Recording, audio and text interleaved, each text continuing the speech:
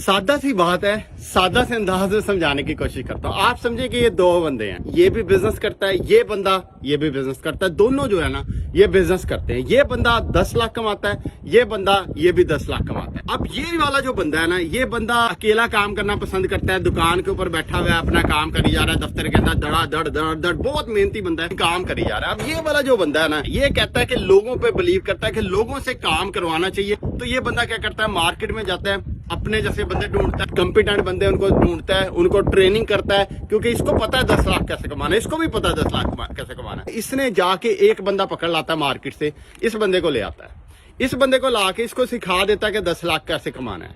अब इसको वो सैलरी देता है, इसने अपने सीना पसीना अपना स्किल रखी, अपनी हद तक रखा, ये 10 लाख कमा रहा है। अब ये बंदा कितना कमा रहा है, ये 20 लाख कमा रहा है, क्योंकि इसने एक और बंदे को वही काम करना सिखा दिया। अब ये दो बंदे मिलकर ये काम कर रहे हैं। अब ये जो बंदा है, ये बंदा क्योंकि एंटरप्रेन्योर है, ये बंदा जो है ये सेल्फ एम्प्लॉय है। अब ये बंदा जाता है एक और एम्प्लॉय को रख लेता है, इस बंदे को कहता है अब तू इसको सिखा कि 10 लाख कैसे कमाना है। अब ये बंदा इसको सिखा देता है 10 लाख कैसे कमाना है। अब ये कितने कमा रहे हैं, अब ये 30 लाख कमा रहे हैं। ये कितना कमा रहा है, चाहे ये बहुत मेहनती है, बहुत एफिशिएंट है, कितना 10 लाख ही कमाता जाएगा। और ये कितना कमा रहा है, 30 लाख कमा रहा है।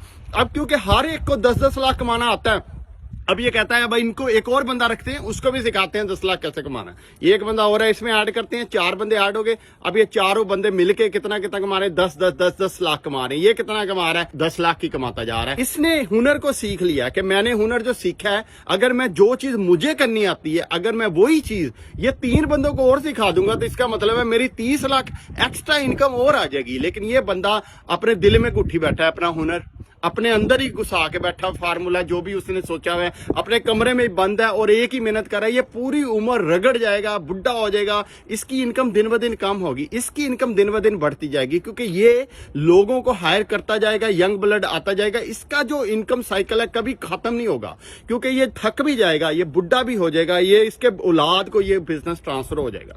इसकी इनकम जो है वो इसकी स्किल पैरिश नहीं होगी, क्योंकि हर वक्त मार्केट से न्यू बंदा हायर करता जाएगा, उसको पैसे देता जाएगा, उसे सिखाता जाएगा कैसे वो काम करना है और पैसे बनाता जाएगा, और ये बंदा उधर का उधर ही रह जाएगा। यही फर्क है ओनर ऑपरेटर में और बिजनेस में।